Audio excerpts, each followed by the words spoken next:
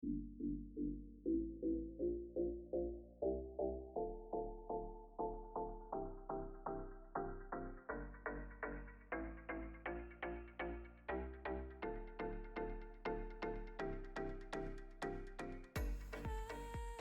friends, welcome back to another Clean with Us.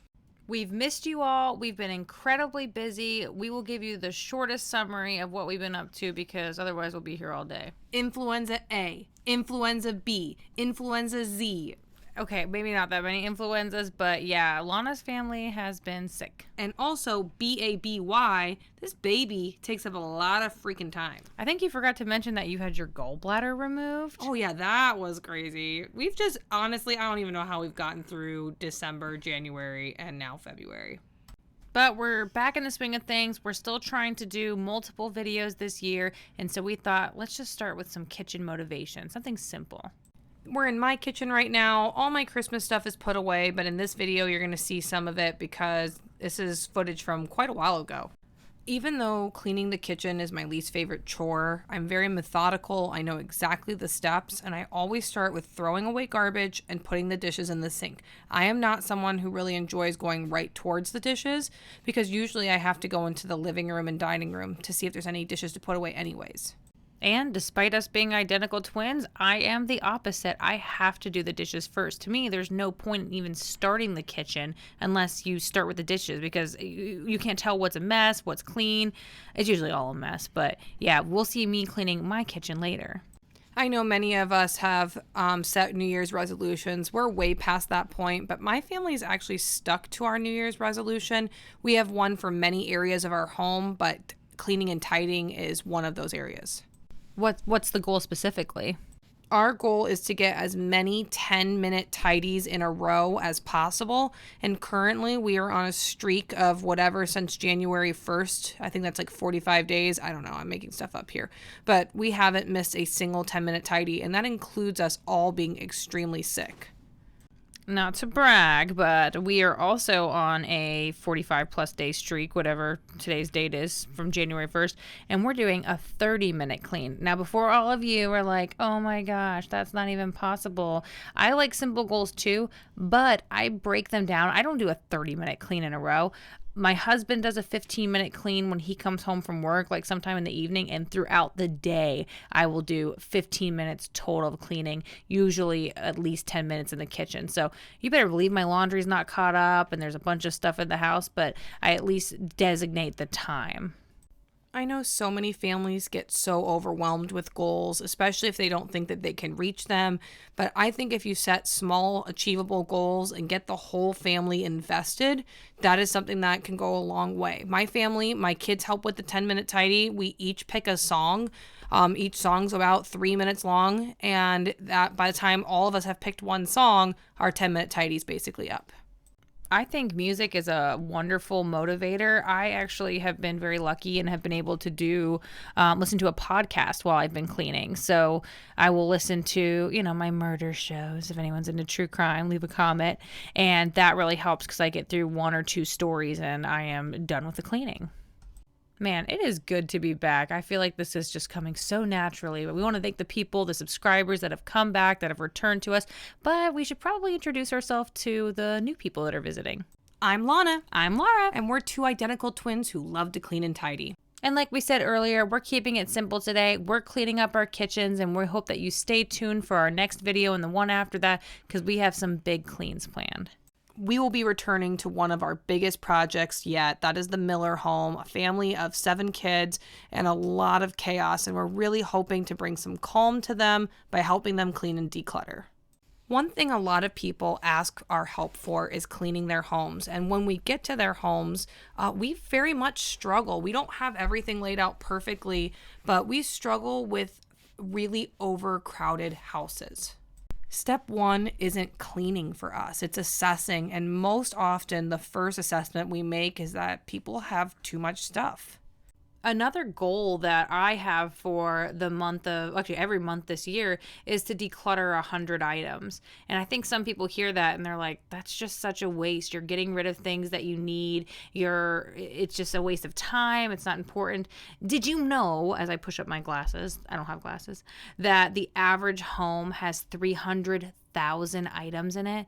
So to get rid of 100 a month, what, 1,200 a year, that is such a small percentage. I think that almost every household could afford to do that. Seeing this from an outside perspective, when we walk into someone's house, most often when they are cleaning, they are just moving things from one surface to another, maybe wiping it down. And that is not the true spirit of maintaining a calmer home. In order to maintain a calmer home, you must get rid of unnecessary items. And that is a tough thing to do. In no way am I on my high horse saying, everybody just declutter, you'll be fine. It is difficult, especially when so many of us struggle with attachment to physical items. And that doesn't even include people that have trouble focusing, like with ADHD, or people that are genuinely hoarders. Most of the families we work with just need a strong push towards simplicity. And that is something that I feel like Lara and I provide quite often. We show them the power of less and how having less stuff actually gives you more time and more peace of mind. Since we're in the kitchen now, I think it'd be worth mentioning how little stuff you probably realize you need to have a fully functional kitchen. I'm not a chef. I do not love to cook. And at the same time, I think that those who enjoy cooking sometimes buy things and gadgets that they don't need when a typical knife will do a lot of jobs for you. And so simplifying your tools could be one step to having a more simple kitchen. I don't know why a lot of the houses that we clean for have a lot of people, mainly women, but lots of people who have this ambition that they're going to bake. And maybe occasionally they'll make a cake or whatever, but they're like, oh, I have this 110-piece cookie set, or one day I'm going to make a 3-layer cake. And the truth is, think about your own kitchen cabinets and what you have sitting there and what has probably not been used for years. It's really hard to let go, especially for creative people. They're like, one day I'm gonna do this, one day. And I think that there are options. For one, our public library actually has like cake molds and pans that you can rent from them. I don't know if that's very common or if we just have an awesome library, but maybe you don't have to buy every single thing that you see on TV, or if you have a project, maybe you can try to borrow it from someone or improvise. You're creative, so you should be able to do that. We are done with kitchen 1 and are about to move on to kitchen number 2. But first, don't forget, you got the time right now. You just watched us clean one whole kitchen. If you made it this far, like and subscribe to our channel. Also, check out and like our other videos. That way we can see, are you interested in watching big cleans, hoarders, deep cleans? We want to know. Okay, team, we are on kitchen number 2. This is my kitchen, and I think I'm a little bit of a hypocrite because I told y'all that the first thing I do is the dishes. But when I started this clean, for the most part, the dishes were done. It was just these little bits of things like, the microwave's a mess. This table over here gets lots of clutter. I actually do not clean the fridge out in this video. You can see my bare fridge. Oh gosh, I'm embarrassed. But yeah, I just did some kind of deeper cleaning. I scrubbed the floor a little bit, and I'm hoping it felt a lot cleaner. I hope it looked a lot cleaner.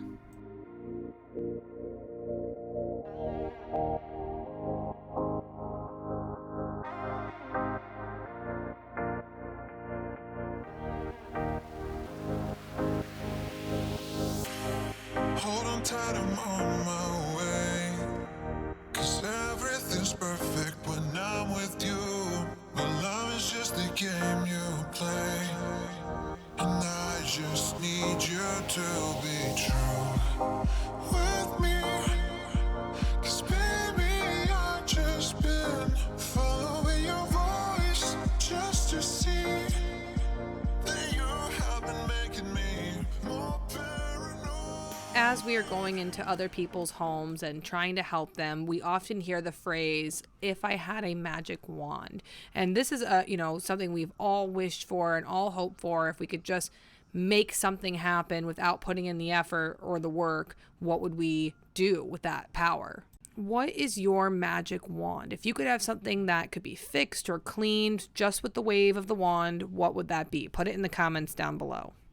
I think a lot of people imagine winning the lottery. Oh, if I had the lottery. And maybe if you had a professional cleaner, that would solve a lot of your problems. But the truth is, it's all about your habits. Just because you're a rich person doesn't mean you're a neat person. I know there's been a lot of research that says like when people upgrade their home to larger spaces because they're like, oh, I have too much stuff, that would magically fix their problem. But it doesn't. People just fill the space they have. I don't know if it's because we're uncomfortable with emptiness or we think we should fill it. But one thing I would highly recommend doing is when you have something that's empty looking, let it sit, let it be empty, and enjoy that peace that will eventually come with that feeling of nothingness. And if you let it sit for a couple days, a week, a month, or even a year, and you're like, I need to put up a shelf, I need to put up a painting, that's great. Like, you've decided that there's something that needs to fill that space. But we just shouldn't force ourselves to make it happen. It is okay. Actually, scientifically, it is good for you to have blank spaces in your home. Just calm and tranquility do come. They are possible in your life. It's just going to require a little bit of work ahead of time. And that's going to be saying goodbye to stuff and getting used to the feeling of not having something there. And I promise you, it is a good feeling. We're talking a lot about what we should do, but how about how do we do? To begin with, we have a huge YouTube playlist filled with tons of decluttering videos. Check those out. And with our last couple minutes of the video, I would recommend going into your kitchen, starting there, open up your cups cabinet right now. If you're a math person, do this according to math. If you're a visual person, do this according to what it looks like. Count your cups or look at your cups. Count how many tumblers you have, how many mugs you have, how many wine glasses you have, how many margarita glasses that maybe you haven't used in a while. If you need to count and come up with a percentage, like I can get rid of 10% of my glasses, then get rid of 10% of your glasses. If you're a person who needs to see the space, make sure you clear out as many glasses as your glasses can fit comfortably on that shelf that's in your cabinet or shelves that are in your cabinet. But it's okay to set a goal to say, I want to get rid of this much stuff. I think that we're all very attached to items, and by giving it a quantity, it makes it easier to put into a box to say goodbye to. All right, that's our video for this week. We want you to keep the momentum going. Move on to plates and bowls, silverware, kitchen gadgets, one cabinet, one space at a time.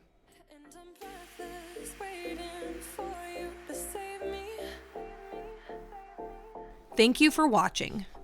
If you enjoyed this video, make sure to like and subscribe to our channel. Last year, we posted 365 TikToks. It was honestly an amazing journey, but we are slowing down on our TikTok and doing more to focus on our YouTube channel.